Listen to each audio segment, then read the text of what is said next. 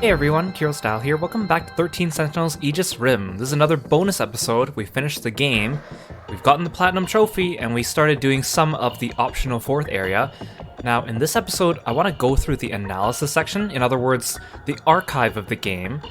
I want to go through the timeline in chronological order and actually piece it together. I know we've seen everything, but I know everything was all jumbled up, so maybe this will clear some stuff up. Now, I mentioned this in my previous video, but originally I planned to only have the series be about 12 episodes long, because I happened to finish this with 10 episodes, and then I was going to do 2 episodes, one with going through the 4th area, the optional battles, and then one with going through the analysis, which would make 12 episodes in total. But I ended up playing a little bit on stream to get the Platinum Trophy, and I was originally not going to archive that video, but I ended up deciding to archive it. So in the end, there will be 13 episodes of 13 Sentinels. Isn't that fitting? Remember that I picked this game for this month because it's my 13th month of making videos, so what a fitting conclusion there. Anyways, this video is not going to be streamed. This is pre-recorded because I kind of figured it's not going to be too long, and also I don't think it's going to be interesting enough to warrant audience engagement. So like, we've seen this screen a lot, but I haven't actually really gone through it. And so if I click on the mystery files, right, there's going to be all the character profiles, which we've already seen before. And if you want to go see some of those, you should go check out my actual playthrough, because we go through them as we go. There's a couple new files here I guess we will look at, because I beat all the stages with the bonus objectives and the S ranks that I didn't have during the actual playthrough of the game. So here we have the communication device. This is the one that Sekigahara has. Nothing super special there. These bipeds get summoned when you use a certain meta skill, and I did not use that meta skill. Apparently that's pretty good, but I like my playstyle, so I didn't end up using it. Ah yes, the super large missile. I ended up using this much more during the Platinum Trophy episode. This thing is really powerful, but the drawback is it's only one missile, which means enemies can intercept it with their missiles or flares much easier. So you can't shoot at enemies if they're shooting something else in the air. But it's very powerful. Really good against that final boss. The Twin Tails. Those giant Terra carriers. Right, the high quads. And the gladiators, these are the annoying guys that they don't take damage unless you deal over 300 or something like that.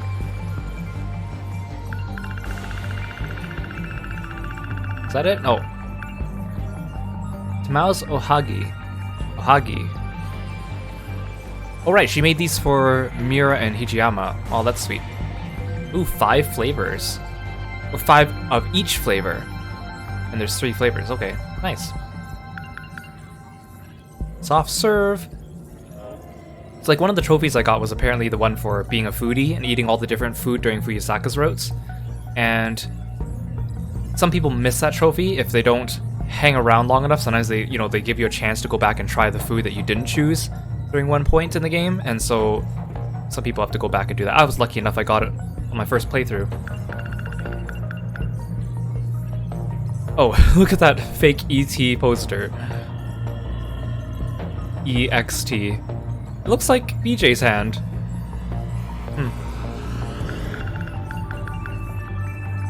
Sekigahara's motorcycle. Originally belonged to Mori Mira. They're both registered as users, okay. Oh right, this is a photo of Goto that Miyoko took, and Mira was able to look at it. Okay, so those are the remaining items that we didn't have in the game. So again, I wish I could like fast scroll up through this menu to bring me back to the top, but you can't.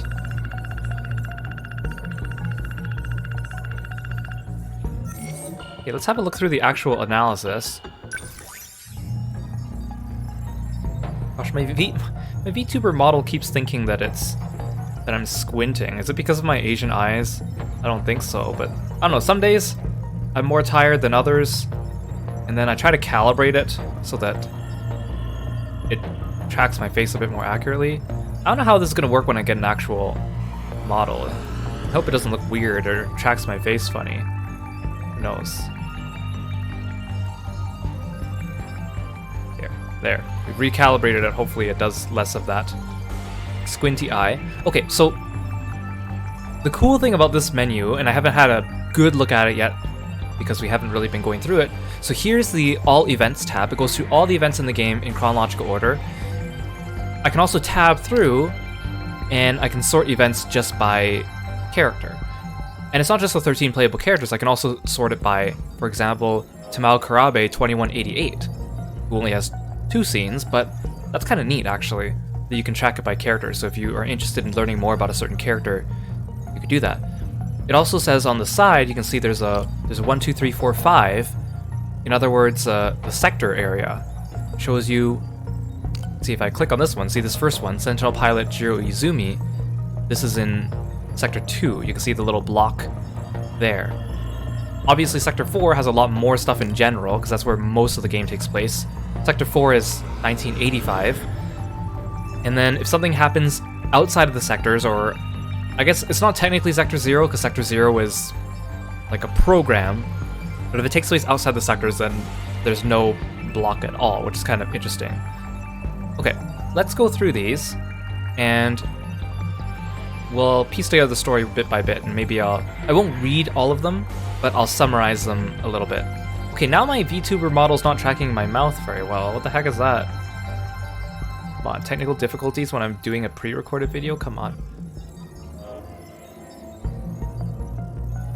Hello, track my mouth, blah blah blah. Okay, that's a little bit better. Jeezums. Okay. So the very first one is the transmission between Mira and Natsuno. So they're talking about the construction of the new colonies, and they're almost done.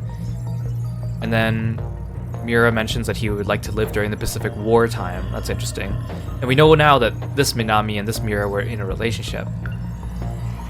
Then Mira's talking to Karabe, and he says that he wants to recreate her house based on her memories and photographs. Then he's constructing the sectors. I think this is where we learned that there are 5 sectors and that they are not actually time traveling, which I think that's one of the coolest twists, I think, in this story, is that they lead you to believe all this time travel is a very regular business, and then they flip it on its head later. I think that was pretty clever, I think. Then this one is Nozumu Yakushiji, who seems to have Karabe's voice, or Jiro Karabe's voice, has Megumi, a young Megumi, and she's infected, and then Hijiyama refuses to let him in, and then Izumi steps in and takes her in under some conditions. This one, Takamiya and Morimura, 2188, are talking about the probes, about the DNA data of the 15, and entrusting their hopes to them. And they allude to finding out about Okino 2188 being Morimura's child. Then the transmission log to Goto. This is from Ida. He sends a message to Goto. He says that someone modified the settings for the final phase, which causes Morimura's memories to be overwritten. So this is talking about when Izumi infiltrated and downloaded the deceased Morimura's personality into the virtual simulation. Here we learn that Morimura had infected mankind with the nanomachines. Sekigahara is here to kill her, and then he bombs the place and he succeeds. Then we have Goto and Ogata talking, and this is Ogata apparently, this is the Kengo Ogata. He apparently died a year ago, but then he was backed up as an AI by Morimura. And he was the one who ordered Morimura to sell the nanomachines, which sows the seeds for this entire thing to happen. Wait a second, so where's the transmission for Sekigahara being told by Goto to kill Morimura? Shouldn't that have happened before he killed Morimura? Or maybe maybe he didn't kill Morimura just yet here. He was just on his way to confront her after he bombed the place, and it's implied that he succeeds. Oh, we know he succeeds. But maybe that was a flashback. I don't know. It's kind of a weird... I guess we'll find out. Okay, so here we're actually in Sector 1 now. You'll see there's a little block there for Sector 1. So this is 2 loops ago. So there were 3 loops in the game, and we played during the 3rd loop. So in this one, the very first loop, we have Fuyusaka and Izumi and Okino. And they're about to lose, so Okino stays behind and sends the 2 of them off to presumably Sector 0 so they can save their memories. So this is where the Okino from 2 loops ago died. And he's the one who programmed, like, a lot of this stuff. Well, I mean, 2188 Okino is the one who programmed the world using the Daimos code, but it was this Okino, I think, is the one who creates the Sentinels, at least in the virtual world. Oh yeah, so that's both of these. Yeah, so here's they discovered the UFO. Here, Okino sends Izumi and Morimura, or Fuyusaka, to make it through to Sector 0 without him, so he does not survive. Then this is the 1 loop ago. So I guess that's all the scenes we have from 2 loops ago. So this is 1 loop ago, so the previous loop just before the game starts. Here, so Izumi and Morimura were successfully sent to the next loop, which means that technically they died, but their data was backed up on Sector 0, so they were able to be reborn. So they're not actually surviving in the way that we think. And so she stands on the bridge and kind of thinks about this, I think. And then 1 loop ago, Izumi and Morimura, so this is after they've survived the 2 loops ago, then destroy a facility associated with the development project, but then they're detected by the authorities. So this is still Sector 1. So this is still the furthest in the future, quote-unquote, the future, that this sector is. Jiro gets caught, and then here he gets interrogated by Onishi with younger Izumi, and Okino are brought in, but they don't recognize him. So remember, the Izumi that's being interrogated is Izumi from 2 loops ago, and then the Izumi that's young that walks in is the one from 1 loop ago. And then the Kaiju attack.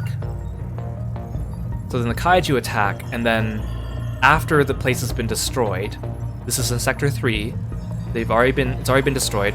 Amaguchi here is a survivor, although he's Tetsuya Ida in this timeline. So there was no Tetsuya Ida from 2 loops ago, there was Tetsuya Ida from 1 loop ago. But we just call him Tetsuya Ida because we call him Amaguchi in the current loop. So he's reminiscing with Kisaragi. We find out that he was a fan of hers. She was like a singer on the internet. And then he reveals himself to be like the online screen name of someone who's her biggest fan. Then Mira and Morimura rescue them.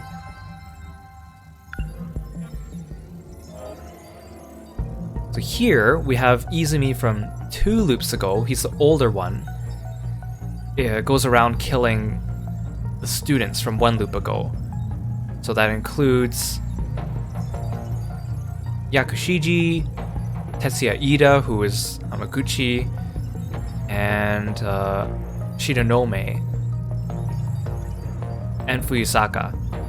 And then he starts killing people because he knows that they're broadcasting the Daimos code, and then Morimura takes him down. So yeah, in this one, Jiro Izumi from 2 loops ago is the one who's killed, but Jiro Izumi from 1 loop ago is still young and alive. And this is in Sector 2. Back to Sector 4. They're still fighting the Kaiju, and then Tetsuya Ida's here, and he's with Morimura from 2 loops ago. She sacrifices herself to send him back to Sumire Bridge, which is in a different sector. So this is where Morimura from 2 loops ago dies.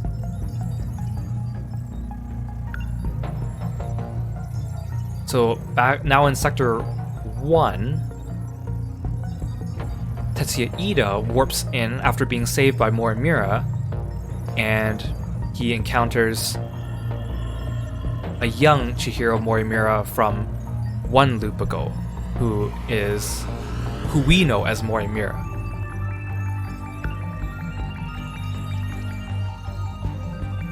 So this Morimura, the one that we know, in Sector 4, she approaches a young Ogata, and then she shoots him with the nanomachines.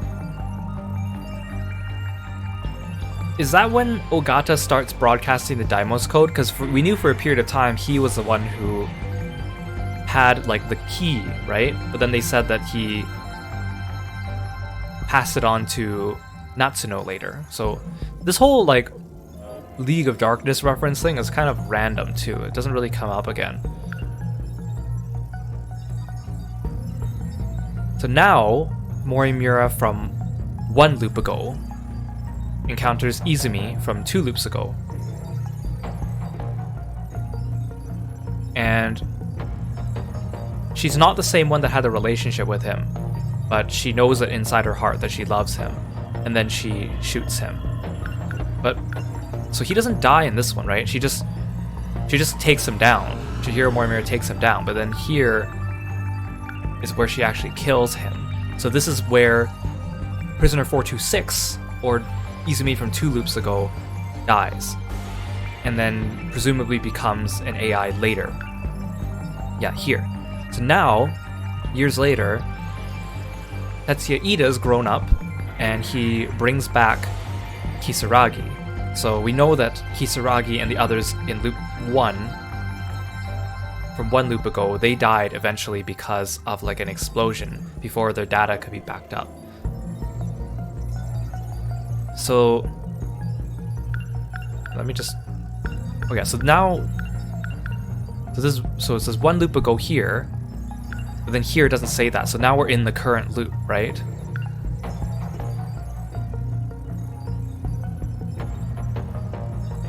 So here, when Amaguchi or Tetsuya Ida is saved, he's actually being backed up to Sector 0, I think.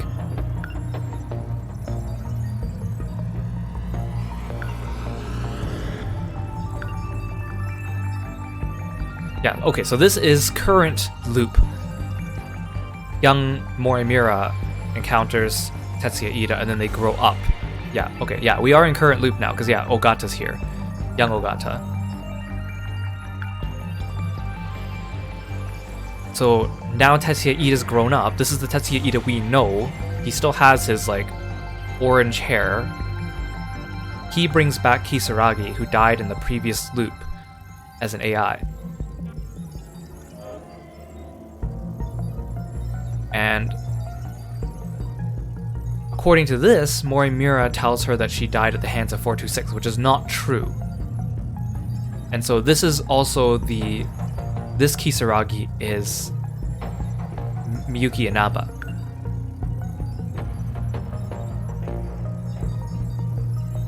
So here,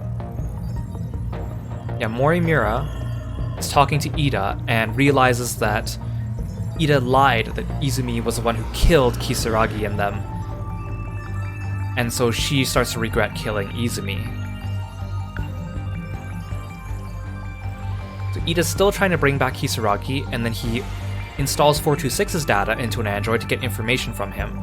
But before he's able to get rid of 426 and purge him, he does a swappity swap and takes over Kisaragi's body and slips away under Ida's nose. So this is the birth of 426.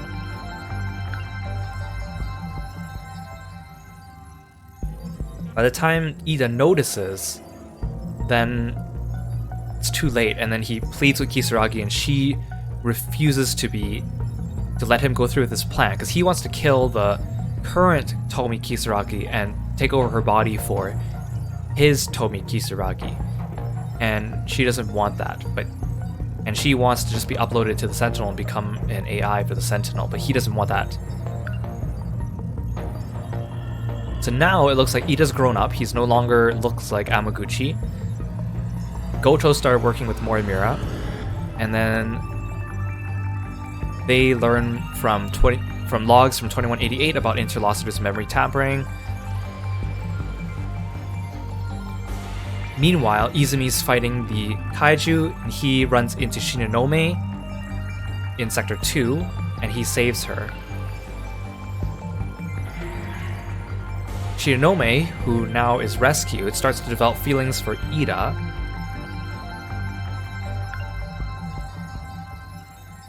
And I think I should mention this too. So, Shinonome from 2188, we found out later through a log flashback.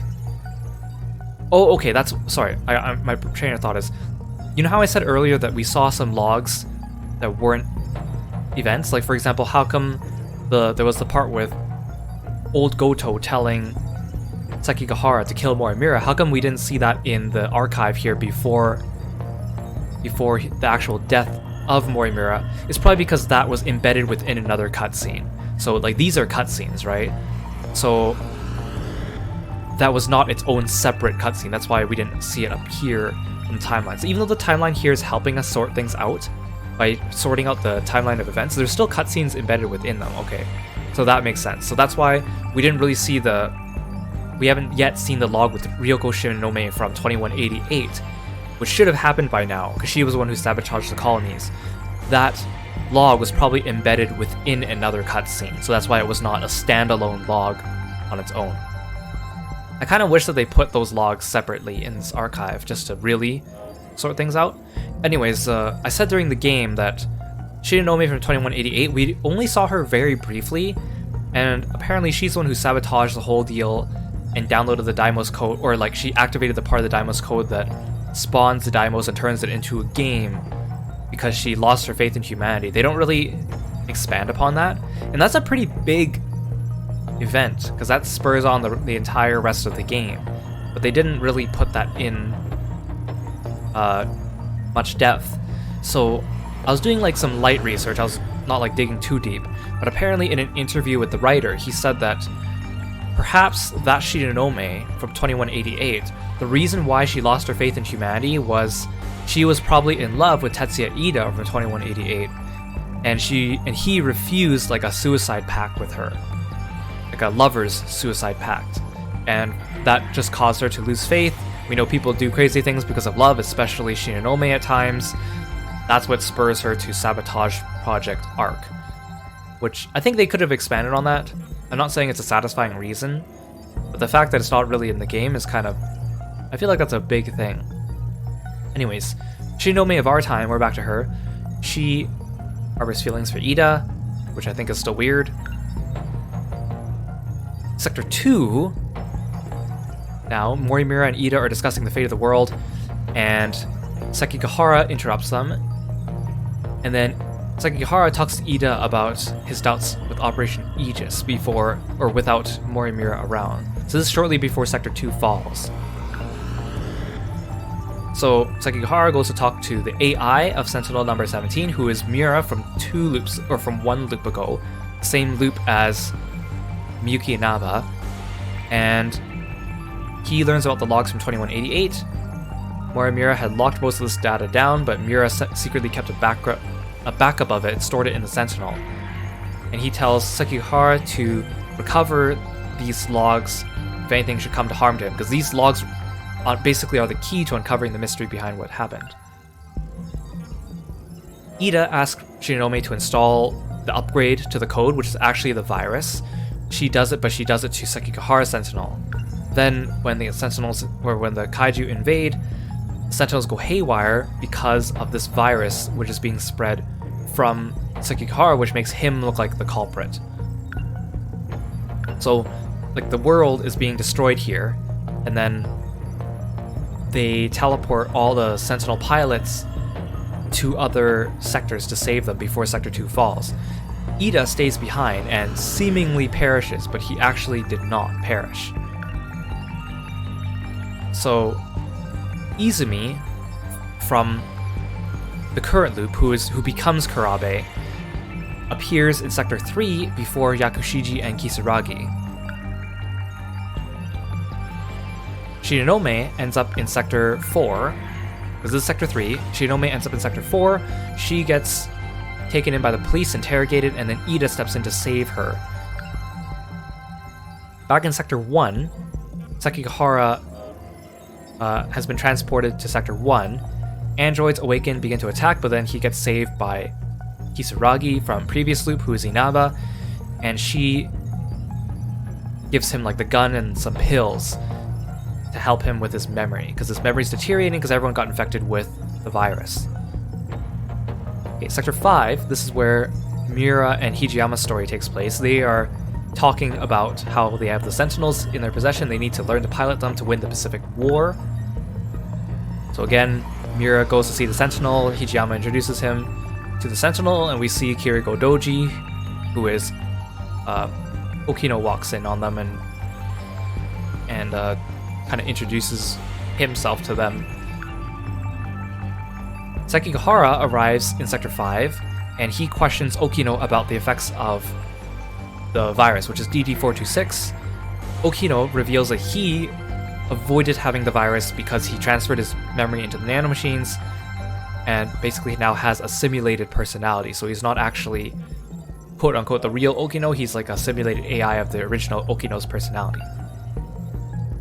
Sekigahara gets chased down by the police because Okino like squeals and pretends to be in trouble. He hides out in the wooden school building and he's helped by Tamao and Miura, and Sekigahara starts talking to them about the future, and he pulls out a gun and he leaves. This is the start of Hijiyama's story. He tracks down Kiriko Doji, who everyone thinks is a spy now. She disappears and escapes to another sector. Hijiyama learns that he is Okino, and then Sekigahara comes and teleports both of them to Sector 4. Miura arrives, or Miura's has been left behind. He's in Sector 5. By now, Hijiyama's gone. And he remarks about the marking on the pillar of the Kurabe house and how it's weird because later on he sees that it's gone in Sector 4. Now we're back in Sector 3. So this is Yakushiji and Kisaragi's original home. Kisaragi tries to find her parents, she can't, in the chaos, and then Goto and Morimura rescue her, and Izumi as well, and they kind of knock her out and force her to go with them to Sector 4. Also in Sector 3, so the battle is lost, Sekigahara appears before Ida, and then Ida promises to take away the effects of the virus in exchange for Sekigahara's help in stopping Operation Aegis. And he also wants the logs from Miura, and so Sekigahara's friends with Miura, or in this case BJ, and he's hesitant to lie to BJ, but he has no choice really, so he activates BJ and pretends to work with him so he can get those logs later. So, still in Sector 3, the battle is lost. Yakushiji and Izumi meet again. Izumi's been fighting for a really long time, his memory's in bad shape. He is injured and he comes out of his Sentinel. Yakushiji holds him and, because she loves him.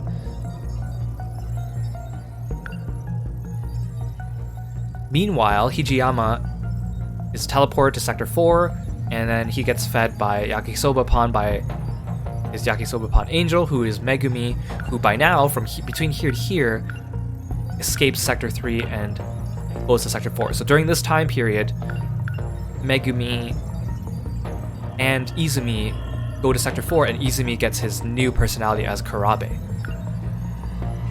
Kisaragi also ends up here in Sector 4, and this is when she comes here and checks it out for the first time with Goto. Megumi starts to attend the school, and she sees Jiro. She's still in love with him, but now he has a different personality, Jiro Kurabe, and Morimura tells her to stay away from him because of the danger of him regaining his old memories. Kisaragi is unfamiliar with the area. She finally runs back into Megumi in the schoolyard, and she learns that Kiro lost his memories. Tamao is also here. This is the Tamao from one loop ago, and she's in an AI body.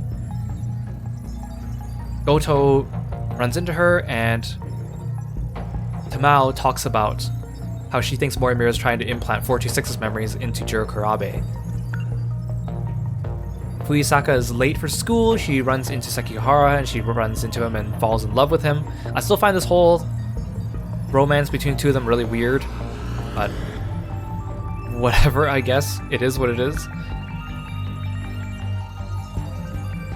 And then here, Fuyusaka and Miwako get to know Kisaragi and they become friends.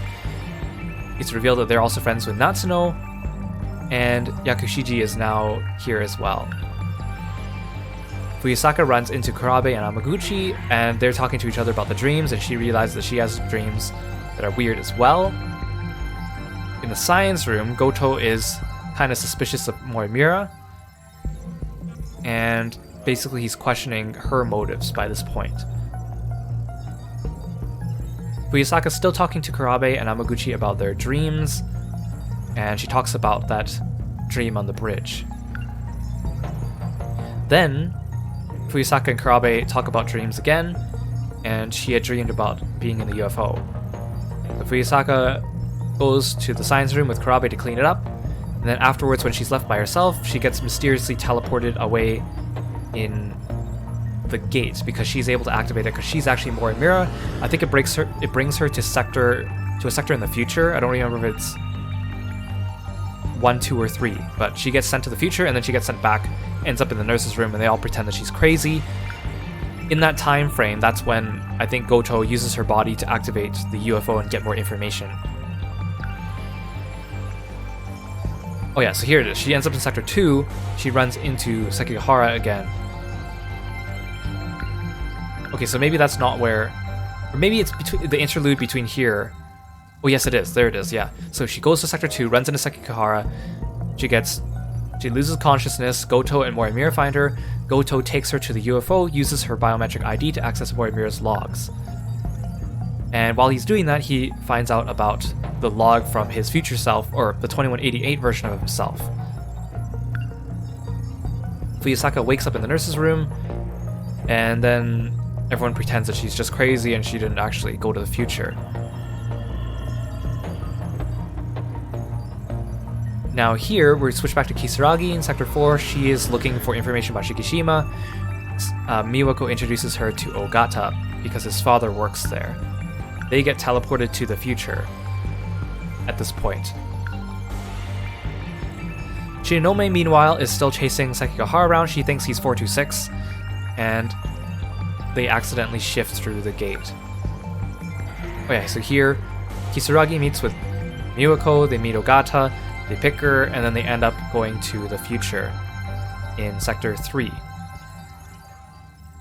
Meanwhile, in Sector 3, Shinonome is trying to corner Sekigahara, and she is disabled because she can't shoot him, and she gets a headache. So Sekigahara leaves her behind inside that hideout, and that's when Tomi Kisaragi and the others shift into here and see Shinonome. Then they start investigating to see what happened in Sector 3, because this is where Kisaragi's from. They go to check out her apartment. It's destroyed. They go to check out some Kaiju remains, and then they find out that the biometric information of Ogata matches someone that works at Shikishima. Then they go to the high school to see what happened at the high school, and Kisaragi sees the fallen Sentinel 13 and remembers that the battle took place. Then Shinonome, who is under their care, escapes. They try to track her down and they get saved by Sekigahara. They take them down into the crater. They run into Shinonome, and Kisaragi touches the display and they start to hear the voice of Inaba, but the transmission's cut off and they're attacked by androids, and then they shift again. And then they go back to Sector 4, but Miwako is gone. So now we're switching perspective over to Yuki. She's scouted by the SIU, she meets Shinonome, and then she's asked to investigate the school, and she sees Natsuno's name on it. she comes across Amaguchi comes across her being harassed by Wajima, and then he punches Wajima and saves Yuki and starts to fall in love with her. And he also finds out that Yuki's starting to be transferred to Sakura High. Then Amaguchi drops her off and sees Morimura enter the Shikishima building. He returns home, and then he hears Miyuki and Naba start talking to him through the screen, which we know is Kitsuragi from a loop ago. Meanwhile, the next day, Tomi is talking to Miyoko, and she's wondering why Miyoko seems to have completely forgotten about going to the future at all, because Universal Control wiped her memory. This is the same time in the classroom where Fuyusaka's sleeping, and she wakes up from the dream that she shot Kurabe. And she goes back to the science room to find out if she can reproduce the event that happened the other day. And like usual, her voice activates the gate. She shifts into Sector 3, and she runs into Sekigahara and Shinome. She thinks that the two of them are dating. And then I guess that's the end of that. I can't remember how that went, and she gets back though. Kisaragi, meanwhile, goes to Ogata, talks to him about Universal Control wiping Miyoko's memories at the train station. So this is also the section where, later on, Ogata sees this repeating in his memories over and over again. Yuki arrives at the school. She makes her way over to run into Natsuno, who she hasn't seen in years. Meanwhile, Morimura and Yakushiji introduce themselves as pilots for Sentinel number 14, but Shinome is against that because that used to be her Sentinel. We're introduced to Natsuno.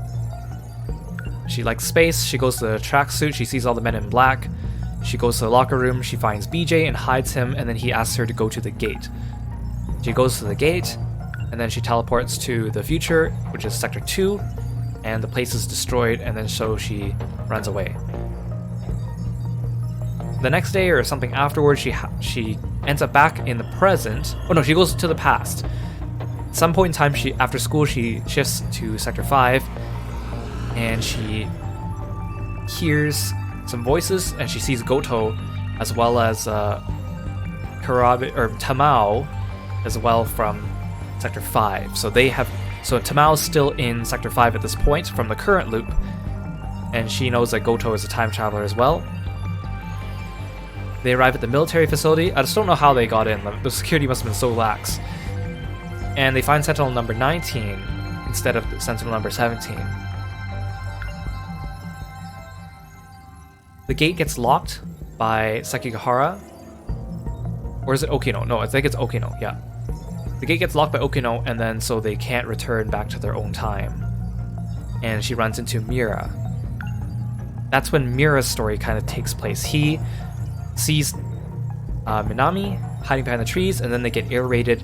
He searches for Tamao and Chihiro, and he finds them. He sees the Kaiju attacking, thinks it's an American weapon, and then he goes to fight in his Sentinel, which gets him teleported to Sector 4. After he's already left, and Natsuno already hangs around for a little bit, and then she leaves, Goto appears before Tamao and kidnaps Chihiro from her. Mira's still fighting, and then he gets close to his limit, and then this is when he teleports to Sector 4, and he wakes up here on the building rooftop and abandons his Sentinel. Natsuno and BJ also return at this time, and this is after Mira's already come here as well. Mira's so confused, he's running around, he thinks this is an American city, and then he gets punched by Ogata, and Amaguchi brings him to his apartment and then realizes that it's the year 1985 in Sector 4. Meanwhile, in Sector 3, Goto and Chihiro, who is revealed to be a clone of Morimura, talk about the compatible ones, and then by now, the young Chihiro now has the memories of Professor Morimura from 2188, but we don't know that yet. Then they go back to Sector 4, and then she talks with Goto about getting a new residence. Meanwhile, Natsuno and BJ are being chased by the black suits, and finds out that Yuki's working with them. On the rooftop, Yakushiji is approached by Tamao, who gives her the opportunity to live with Jiro. So she ends up living with Jiro. He's very flustered by it. And then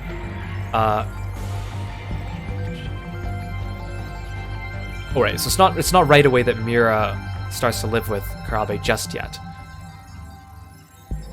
So Natsuno finds her top secret notebook, and then she starts being attacked by Tomi Kisaragi, who we know is actually prisoner 426, chasing her.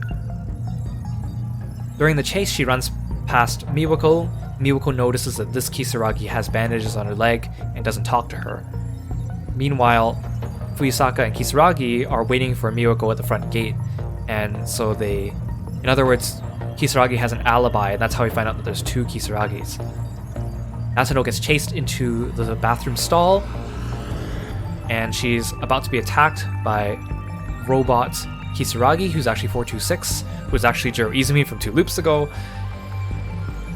And then she gets saved by Tamao, but then in the ensuing struggle, Tamao gets her consciousness swapped with 426, and 426 takes over Tamao's body, and Tamao perishes in Kisaragi's robot body. And then, oh yeah, Minami comes out, and then she gets shot in the cheek by Tamao. So at this point, Tamao, because we know Tamao is Erika Aiba, who's also 426, who's also fluffy. His goal is to inject everyone with the new upgraded nanomachines, which allow them to unlock the Sentinel's potential. So this is the first shot that Megumi does not have to do this one because it's 426 that does it himself. Fuyusaka, Kisaragi, and Miwako are trying to get home. It's late out at night. They get accosted by Wajima, and then Onishi drives them away. In the alleyway, they get attacked by Wajima. Sekigahara saves them, and then Fuyusaka runs after him. She eventually finds him, but he's being caught by the black suits, and then Yuki comes and saves both of them, and they get away. So she starts to fall in love with Sekigahara on the bike, and he can't really accept her feelings. Meanwhile, Mira, who's still in Sector 4 now, runs into Natsuno, recognizing her from Sector 5, and she takes him to the Karabe house to find him a place to live, because he's just been wandering around. So this part is where he comes in. Natsuno finds out that Karabe's been living with Yakushiji. She blackmails him into letting Mira stay with him. While they're here, Mira notices that the house is different because the pillar should still be broken, but it's not, so something's different. Maybe he realizes it's not actually time travel after all. He goes to Ayame Park. He runs into Chihiro, and he's surprised to see her, but then she kind of rejects him and pretends not to know him at first. He goes to find Minami, and together they help BJ, and he shows some logs to Mira because of his biometric ID from himself in the future, or in 2188. Then Mira comes back to the athletics building later. He can't find Minami, and then he finds out she went to Tokisaka Shrine. He goes there and he sees Natsuno and BJ come back, and so they shift him over as well to the past to go check on Chihiro. But Shironome witnesses it. When they reach the past, he finds Tamao, and she's injured. She tells Mira that Chihiro was taken by Goto, and then Tamao disappears, presumably dying. So this is the last scene in Sector 5, because the Kaiju have already destroyed the place and Tamao's gone, and all the main characters have kind of left the sector by now. So now he's looking for Goto, and then he realizes that Goto was the man with the little girl, and then he goes to Hayame Park and confirms that that actually is his Chihiro. But then he's troubled that she acts differently, and then Goto shows himself and he tells Mira that Sekigahara is trying to kill Morimura. Natsuno, in the meantime, is still trying to search for the Sentinel for BJ. She goes to Sector 2, 2065, finds out that the tripods are also made by Shikishima. BJ reveals that they are not actually on Earth, and Minami might be an alien. They end up in the underground facility in Sector 1, and she finds the computer, and they realize that Sentinel number 17, BJ Sentinel, is on a satellite. Meanwhile, Sector 3, Goto and Chihiro arrive at the UFO in Sector 3, and then Chihiro uses her senior administration ID to block the Kaiju from producing more of them at the automated factories. Minami goes to Sector 3 and finds she finds Shinome, right? Shinome shoots her and kidnaps BJ, and now Minami is trapped in the future in Sector 3. So Yuki now is investigating Sakura High. She finds Shinome with BJ. Shinome is unstable, and she asks Yuki to take the device from her because they both work for the SIU. Shinome wakes up. She does not remember at all giving BJ to Yuki, who has hidden it in the wooden school building. Yuki's worried about Natsuno because Natsuno's been absent for several days and finds out that somehow the SIU might be involved, but Ida tells her to stay out of it. Accompanied by Aiba now, they search for clues, and then the clues lead to nothing. Then the clues lead them to the girl's bathroom. She finds the red glasses and decides to press Kisaragi about it, but then Kisaragi has an alibi, so then we learn that there might be 2 Kisaragis around. Then Yuki gets into trouble because she's fighting with Wajima, taken in by Onishi again. And then... she fights with... Okay, she's taken in by Onishi, and Onishi gives her information that there's lots of heavy machinery accidents occurring lately, which is the Sentinels teleporting in. Takemiya, or Yuki, thinks that it has something to do with the robots in Natsuno's notebook. And then she goes to the shipbuilding docks to find the robot. She runs into Ogata and learns that Erika Aiba is not who she thinks she is. She goes to the Sentinel hangar, discovers it, and she meets Shinome and Goto. And then she realizes that she has a connection to the Sentinels. Now she goes back to pull out BJ, and Sekigahara shows up just in time to help her activate him, and they go to Sector 3, where Minami's been stranded. But they are unable to find her. Then she goes back to the old school building. Sekigahara had found the Kisaragi android body, which is destroyed now. Then she confronts Erika Aiba about who she is, and she's actually Jiro Izumi from 2 loops ago, who gets shot by Morimura and then jumps off the bridge and disappears.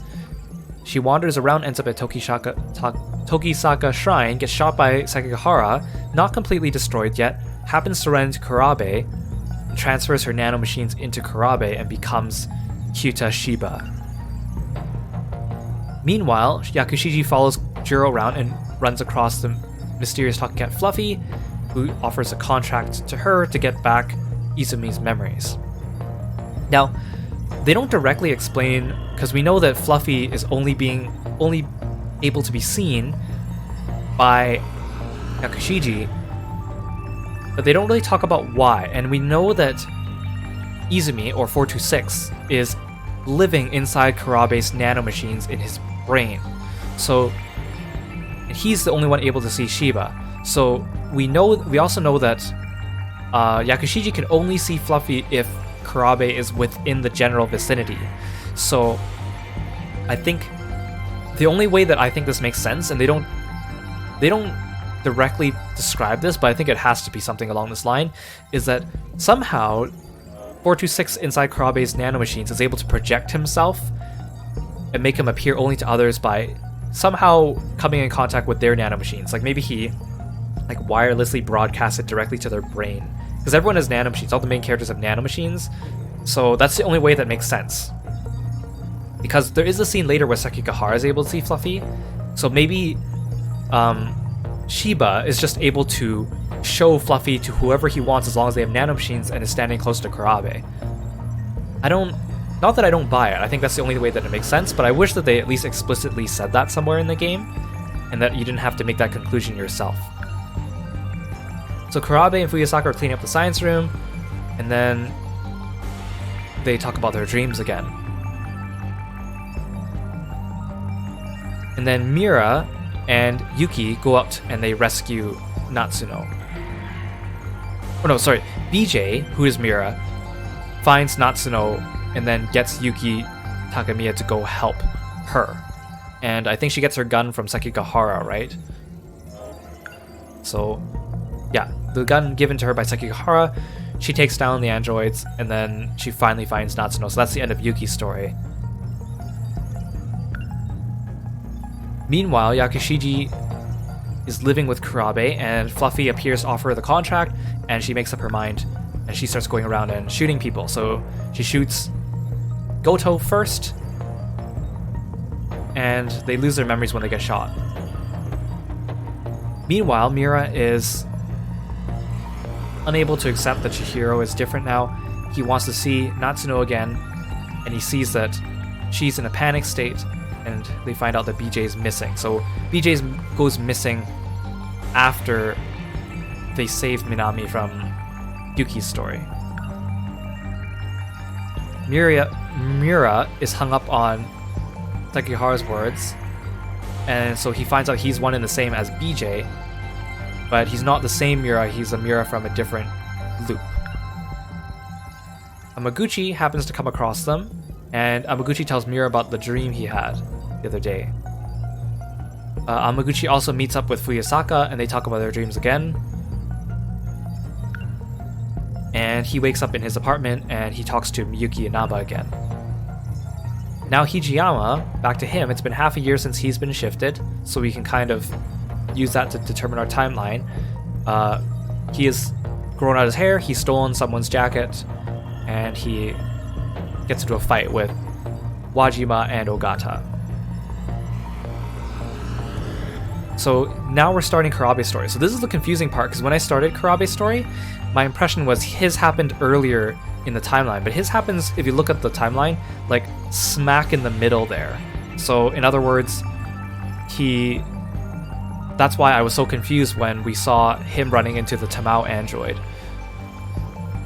He takes some papers to the nurse's office here, goes to the nurse's office, and he finds out that he might be Jiro Izumi from the records. Then he encounters Mira in the shopping district and accidentally touches his scar, which activates his Sentinel because of Okino's code, and then Shiba wipes his memory. Now with Yakushiji, she goes and her next target is Mira, who's been staying with them, and she shoots him.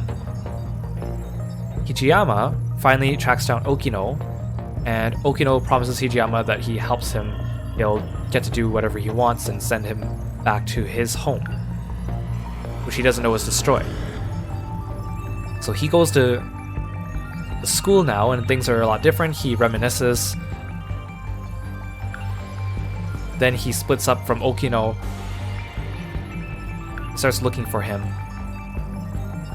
He finds Okino talking to Ogata and thinks that he's confessing, and he punches Ogata, knocking him out. So they take Ogata at this point, examines him, and they find clues that might direct them towards the key. So they detain Ogata and start looping him through his memories to try to see if he can uncover it. So his memory is his memory of being at the train station with Kisaragi. So he loops through the train memory, and the train gets attacked over and over again. He can't escape. He's unable to find this key. It's kind of weird that Ogata's whole story takes place within just the span of a short period, because it's just a bunch of loops of him sitting in Okino's hideout. Turns back time again, trying to find the key. And then the Kaiju invasion happens again. Can't find the key. Tries to find the key again. Sees Fuyusaka turn into Morimura and shoots him and says he used to be the holder of the key. Turns back time again, finds Shinonome and an injured Sekigahara, and a mysterious man appears before him, tells him that 15 boys and girls are commanding the Daimos. I can't remember who tells him that. It might be Ida. Yeah, that's what it says at the bottom, I think. Then they reset this again. It's revealed that it's Okino holding him captive. He's onto him, and he breaks out of it for a little bit because he follows Okino out onto the train. They send him back. He runs into Izumi, who reveals that Minami is the one who has the key now. But he doesn't tell Okino because he doesn't know if he can trust him. Then Hijiyama takes a break and exits the factory, and he reunites with Yakushiji, who comes to shoot him. Yakushiji rescues Ogata and wakes up in the machine and releases him, and they escape together. Then Hijiyama wakes up and Okino has bound him in the meantime, and he starts looking through his brain. Next day, Hijiyama goes to look for Okino, encounters, or he thinks about how he likes yakisoba pan, and then he happens upon Sekigahara and BJ, and BJ shows him some logs of him and Okino in the future. He goes back. He's worried Okino is dead because of the log he just saw. See, again, I wish they also put all the logs in order at the beginning of the event archive, because they're embedded within flashbacks. So it's just more to still complicate the timeline. Sekigahara tails him there, and then he asks Okino to help him back up his memories because he's losing his memories as well because of the virus.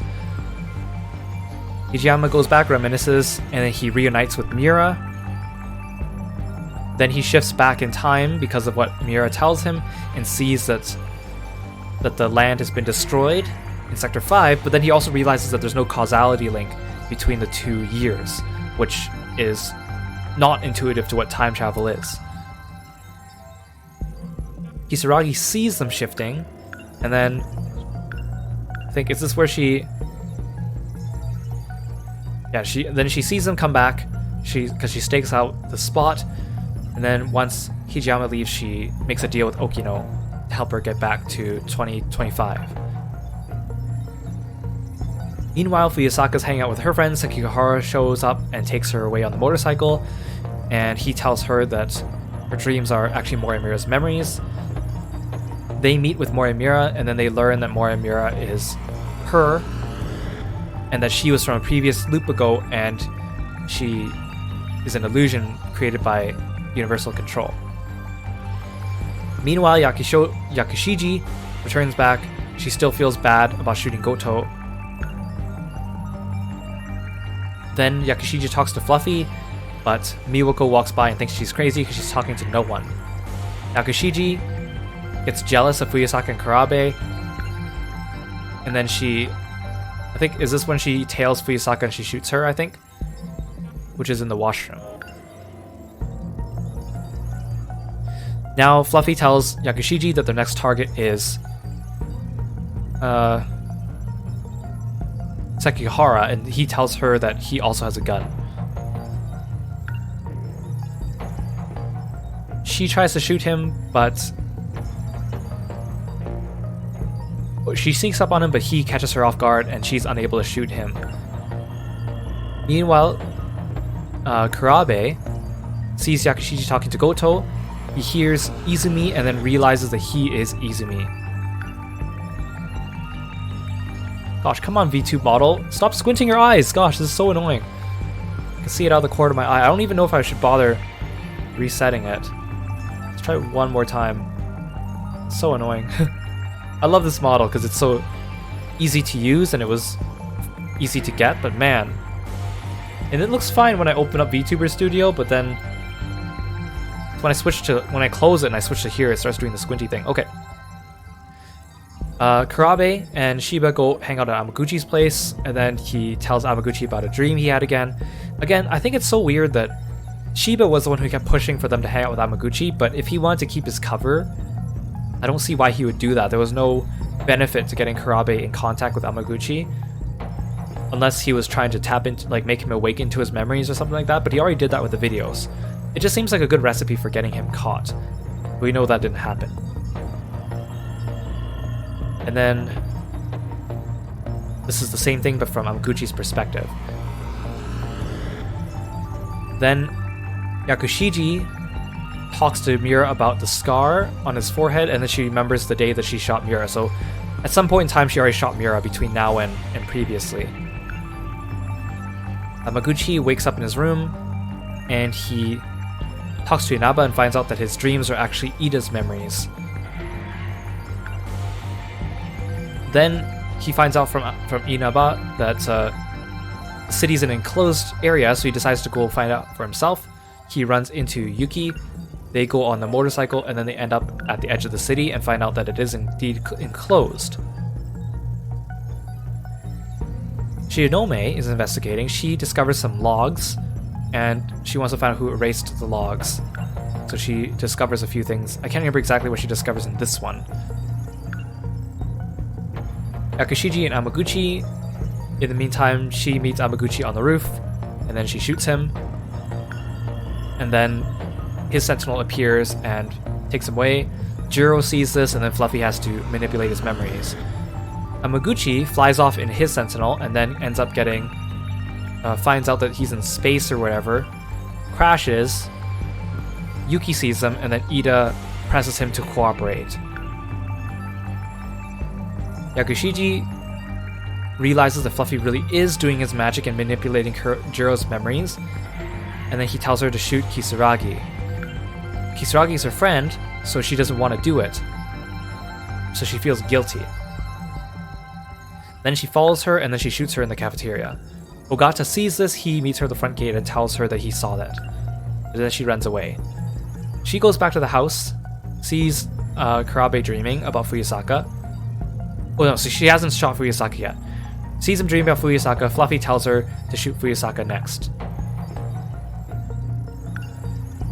She lures him to the girl's bathroom and then shoots her.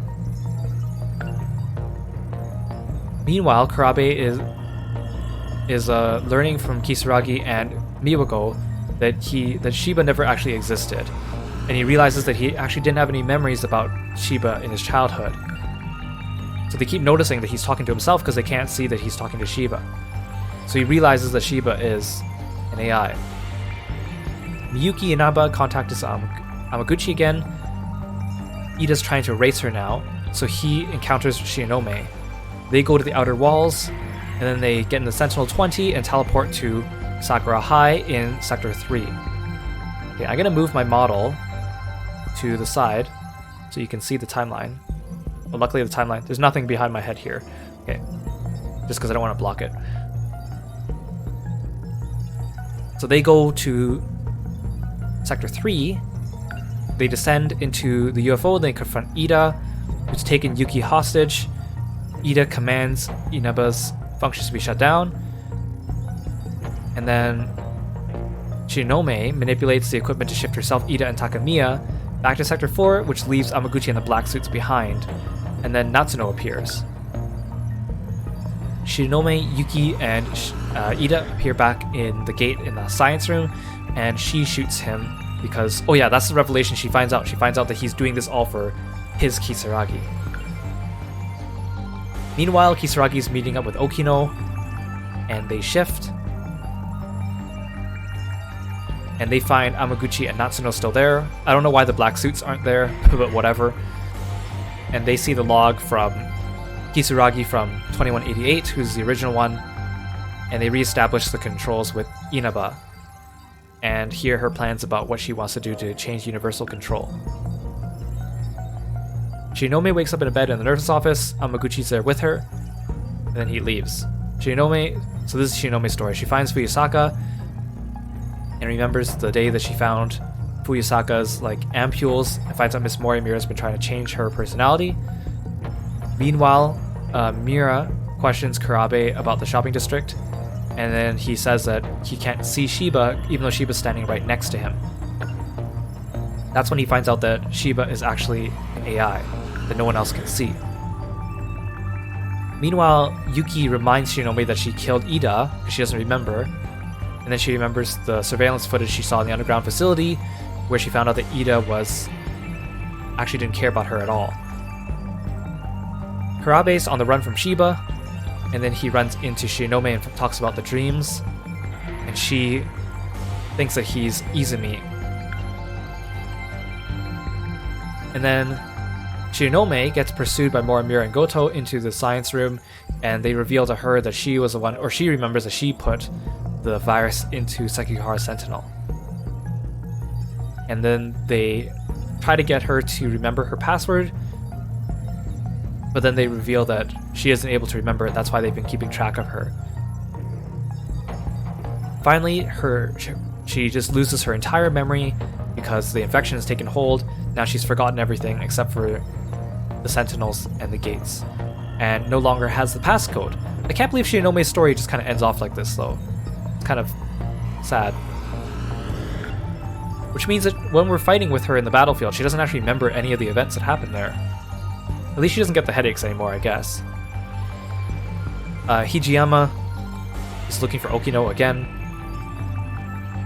And then Kurabe and Ogata see Hijiyama in front of Tokisaka Shrine when he's looking for Okino.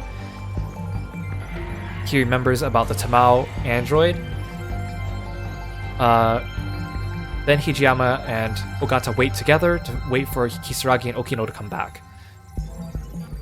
Okino takes Hijiyama to the UFO and reveals to him about the UFO. And this is also why we learn about the decode and what it actually is. Meanwhile, Kurabe asks Yakushiji if he's actually Izumi, and she avoids the question, so then Kurabe runs off, and she remembers the agreement with Tamao. Yakushiji meets with Fluffy at the gate, and then Kurabe ignores her. Yakushiji's talking to Morimura in the hallway, and then Kurabe comes out, starts talking to Morimura. After saying something weird, he runs off. They realize he's in danger because he's been kind of kidnapped by Hijiyama and Okino. Then Fluffy tells Yakushiji that Kurabe is being taken to the abandoned factory. Okino and Hijiyama have hooked him up and they're trying to delve into his memories. They isolate 426, who reveals the purposes of his actions. Turns out he was stalling the whole time so that Yakushiji could rescue them. So she comes in and shoots Hijiyama and Okino and rescues Kurabe. But then they realize that the memories that he's actually getting belong to the original Izumi. In other words, he's getting the memories from 426 and not Izumi of the current loop that was previously him, the one that Yakushiji fell in love with. But then he starts to actually fall in love with Yakushiji. Sekigahara registers Fuyusaka to his Sentinel, and then he parts ways with her. Then this is where Sekigahara finally loses his memory because of the virus. And then he's talking to Morimura, and then she gets shot by young Morimura. Then he wakes up and finds her dead body, and he doesn't remember anything. Because Miss Morimura is dead, Goto goes to Ayame Park. He confronts Chihiro about who killed Morimura. He reveals that he knows that she's Professor Morimura. And then he discovers the truth about everyone else being clones of the original people from 2188. Then he makes his bet with Chihiro. Meanwhile, Sekigahara is being chased by the black suits. And then he gets BJ from Yuki, or like a regular scout unit, I think. Yeah. Which shows him a log from before that happened. He returns the student ID to Fuyusaka and pretends that he hasn't lost his memories. She shows him around, and then he runs into Yuki. He sneaks into the nurse's office And then he runs into Yakushiji and Kisaragi. He goes back to the scene of the crime and calls the motorcycle, which brings him to the abandoned factory where Okino comes out and Hijiyama comes out and reveals that they backed up his memories. Then he goes back to the school, he sees Kurabe, and he sees Yakushiji, who pointed the gun at him in the nurse's office. And then he follows them. He goes back to the house, and then he tries to shoot Yakushiji. Jiro gets in the way, and then Fluffy reveals himself, and then Miura hits him, and he recalls Miura.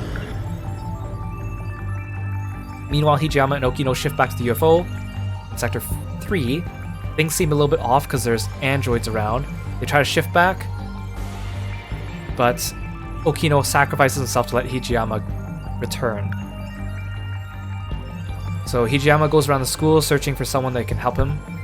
He runs into BJ and Minami, who gives him the tools to go back in time, or to go forward in time to Sector 3, but Okino is dead and vanishes by then.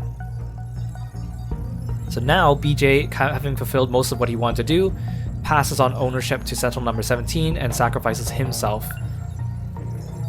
Sekigahara looks for Natsuno, and he runs into Yuki again. And then she lures him into the old school building, and he finds Natsuno, and then they still have the data unit, which has all the logs now, and shows Sekigahara a log between himself and the other Miura, as well as a log between himself and Goto. So this is when him and Goto, it was revealed that Goto told him to assassinate Mora Miura in 2188. So at this point, BJ is just a scout unit that doesn't have his memories anymore. So then he goes to confront whoever's at the SIU building, who turns out to be Ida, who's still alive because he backed up his memories into the android. Meanwhile, Yakushiji meets with Goto and Chihiro, and then she learns that Fluffy is actually 426. She goes back to Fluffy and then realizes that she's the final witch. In guilt, she turns the gun on herself and pulls the trigger.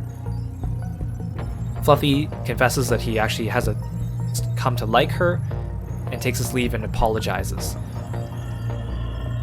And then she decides to fight. She makes up her mind. Meanwhile, the Kaiju are starting to attack now, so this is the point where the attacks start happening. Fuyusaka makes her way to the bridge, and then she activates her Sentinel. Kurabe witnesses Fuyusaka enter her Sentinel, so this is the very first cutscene in the entire game. Then he goes into his Sentinel, and Shiba wishes him luck and says that he can't talk to him anymore, but he'll be with him. Miura and Hijiyama go back to take back his Sentinel, which he does, and then he activates his Sentinel to help Minami. So at this point, Minami's already entered her Sentinel. I guess we didn't see the scene of her entering her Sentinel, right? Unless it was embedded within another cutscene. Hijiyama opens Okino's letter after he died, activates his Sentinel, and then Okino appears telling him that they both share the Sentinel together and that these pods are actually not the cockpits of the actual Sentinels, that they're life pods. Yakushiji witnesses the battle too. She joins the fray. Shironome activates her Sentinel. Sekigahara, I think, is the last one to enter his Sentinel. Yeah, he sees that 12 Sentinels have been deployed. He activates his Sentinel and joins the fight.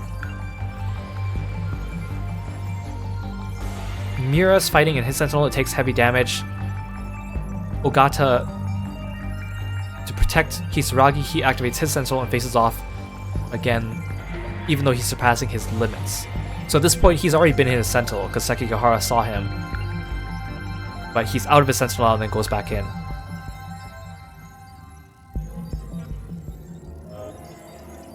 Yuki takes control of her Sentinel. So I don't know why it says here Sekigahara is the last one to enter his Sentinel because he sees 12 have been deployed, but then people are still getting into theirs. Maybe these are like flashbacks or something. Or maybe this is them getting out of the Sentinel and going back in. During the fight, Goto reveals his feelings for Morimura, which I think is another kind of random thing. He has parallels with Shinonome. She liked Ida, he liked Morimura, and then later it's revealed that Goto and Shinonome dated in middle school. Again, kind of random romances to add in. Then he activates his Sentinel and goes back into the fray. Miwako runs into Chihiro, and she goes off to safety with her. And then Kisaragi activates her Sentinel to join in the fray as well. Chihiro begins shifting all the civilians, because remember, the battle in the destruction phase of the game is happening right now, at this final battle. And everyone gets teleported off to Sector 3. Chihiro also talks to Hijiyama, who has a request from Okino, and she kind of reflects on Okino being her son. Then in the middle of the battle, this is when Inaba is fighting with everyone else, and then she tells them that she is like 94% of the way done, but then she has to go out of orbit and they have to defend for 14 hours. They still have 10 hours left, so then Goto pleads with Chihiro to use her administrative privilege to open a line of communication. So then the final battle happens, that's between here and here. The final battle finishes and everyone wakes up to the real world, and Inaba praises them on the miracle of their survival and bids them farewell. Then they see the logs from Professor Morimura and Tamao Karabe from 2188, who tells them that these videos are meant for those who successfully did Project Arc and instruct them on what they're going to do next. Finally, Karabe and Yakushiji wake up from their pods and take their first step outside to a new world.